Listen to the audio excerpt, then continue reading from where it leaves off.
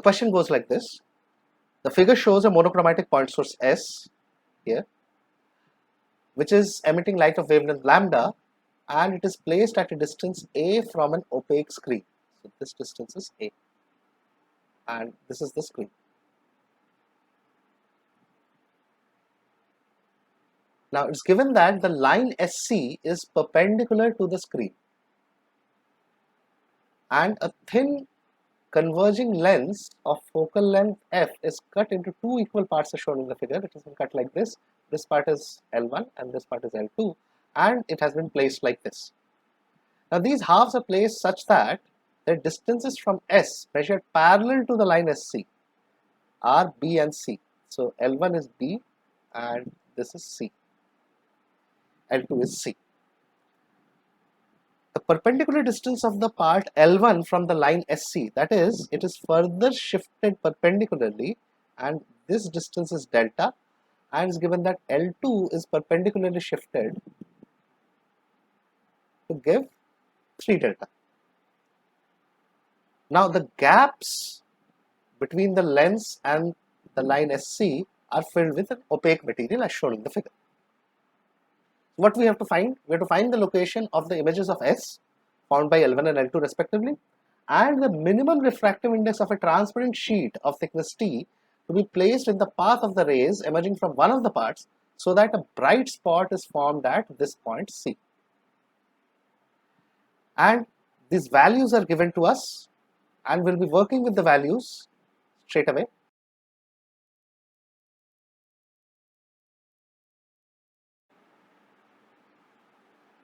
Now here I am going to mark the distances. This distance was given to be 2 meters. This distance is 20 centimeters, and this distance is given as 80 centimeters. Now what you have to understand is the point S is not on the principal axis of L1 and L2. The principal axis of L1 and L2 are these. This is PA1, principal axis 1 for lens L1, and this is principal axis 2, PA2. To find the image of S from N1 and L2, we use a standard trick that we create mentally an object like this, whose tip is S, and find its image. The tip of the image will give me the image of S. So we can see that here S is at a distance of 20 centimeters. Immediately we can find the magnification M, which is f by f minus u1. Substitute the values with proper signs, you will get -4. That means the image form is inverted with respect to the object, and the location is V1 is M1 U1, which is 80 centimeter. Notice the positive sign, that means it is formed on this side of L1, and the H will get us -4 delta. The negative sign basically tells us that it is on the other side of principal axis. That is, if we extend this principal axis here, what we will get is the image of this hypothetical object is formed at a distance of 80 centimeters from L1. Now notice 80 centimeters from L1 will go beyond L2. 80 centimeters from L1 is going to go beyond L2, and the height is going to be like this. This is going to be 4 delta on the opposite side, and the tip of this is the image of S with respect to L1. Now you can easily see that this distance is 4 delta, this distance was already delta, so this total distance from the line SC, D1, that is going to be 5 delta. Now proceed exactly in the similar manner to find the image of S with respect to L2. I will leave that calculation to you. I am just giving you the result that the image is now, the data is given such that the image is formed on this same straight line. You will find that the image is formed 20 centimeters away from L2, which is the same straight line as I1.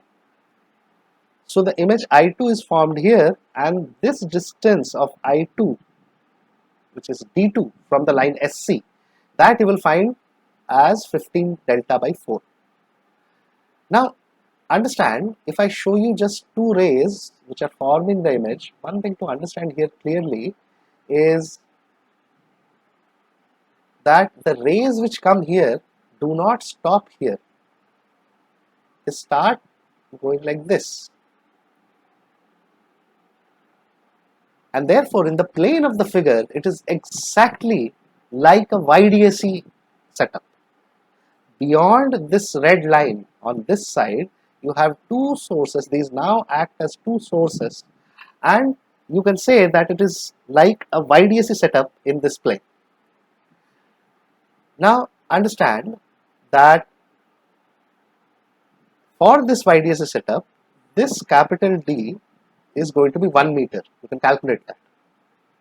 Easily calculate that, and this we will take as capital D, which is 1 meter, and the distance between the 2 point sources, that is this full distance. This full distance will be D1 plus D2, and you will be able to see that D1 plus D2 will come 3.5 mm, that which we will say as small d. So this is our small d, the distance between I1 and I2. This full distance is small d. Also, you will find that the central point, if you bisect that small d distance, you will find that the bisector will come here, and on opposite point on the screen, C dash will be this. So this point C is not the central point for this YDAC kind of setup. Okay. Now, in this case,